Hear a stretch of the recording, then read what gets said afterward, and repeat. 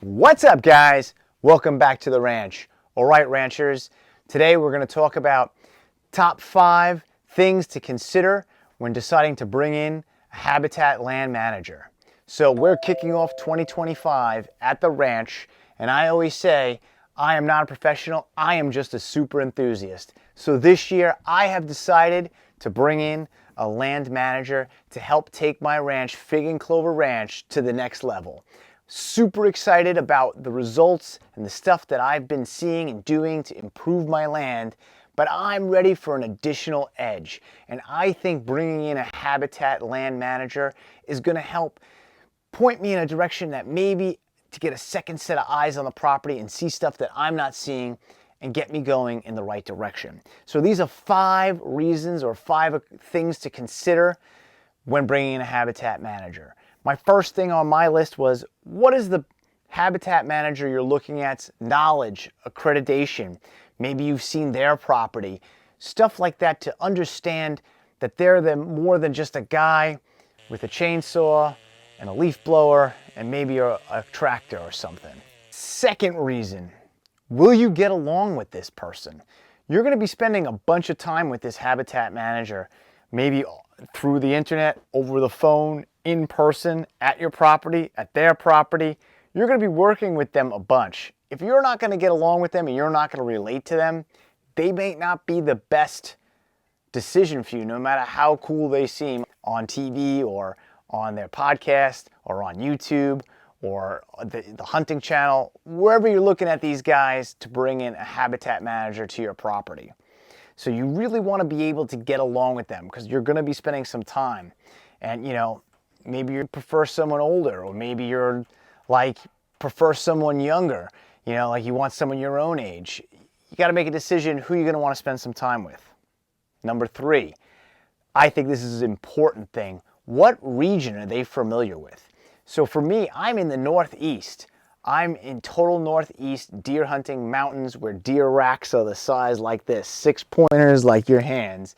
That's a normal deer. If someone you bring in is used to flatland Kansas in the Corn Belt with monster giants around, the deer there may not react to the same habitat improvements there as they would in your region. So you might want to consider, is the habitat manager familiar with your region? Has he hunted your region? Does he work in your region? And what makes him the best choice for you if he's not from that region? So if you are bringing someone from the Midwest, nothing wrong with that, or say like just the upper Midwest or wherever they're coming from, the South, Texas, I don't know, there's a lot of managers out there. Are they going to be familiar with your property?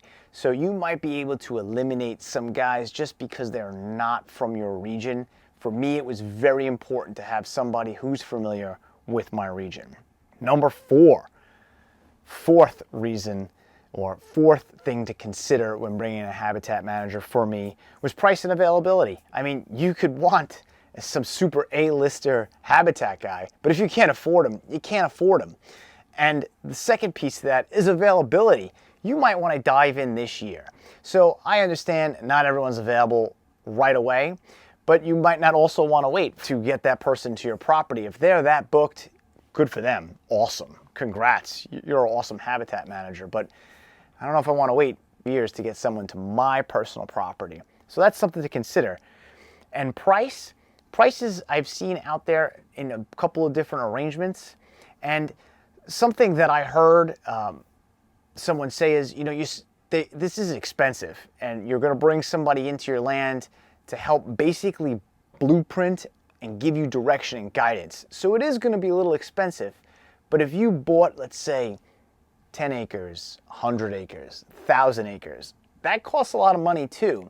And I think you should consider having a budget in there for a plan, if you're not a habitat manager yourself, to bring somebody in and help direct you. You've invested a lot already. Why not a little bit more of a budget to get pushed in the right direction? I mean, everyone wants to run out and buy that tractor. Why not get a habitat guy to come in? So that was part of the reasons why I considered the person I did. And last, my 5th reason is additional support. do they come to the property? I think a lot of guys sound great and they want to do over the internet type of land surveys or over the phone. But I think, you know, when you hear this statement, a picture paints 1,000 words, well, seeing it in person paints 1,000,000.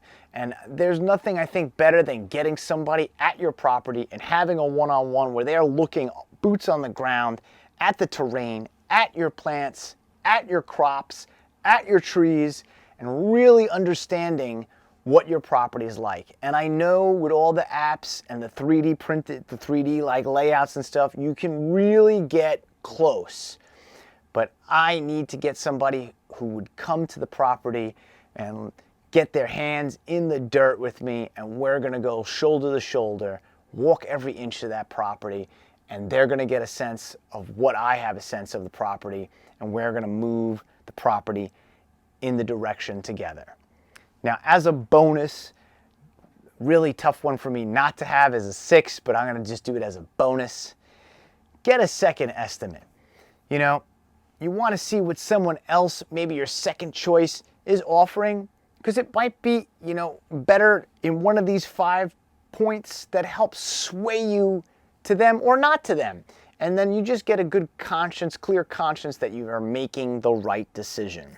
So I know what you're all saying. This is exciting. You're bringing in a habitat manager. I am super pumped. But unfortunately, they're not coming to my property till July, and I'm going to hold out just for a little while longer before I announce who's coming to my property, because I don't want to jinx or ruin anything and it fall through and I don't get them to come to the ranch and have them look around and help get me started in an even better direction with some of the projects I got going on the ranch. All right, guys, stay tuned. Like this video. We're heading into a bunch of fun projects in the upcoming months, and I can't wait to get out there, and I can't wait to get a new plan, which probably I won't get to start implementing until after this hunting season, because like I just said, the habitat manager is not coming to July. All right, guys, these are top 5 considerations that you should have when bringing in a habitat manager to your property. Thanks for watching, guys.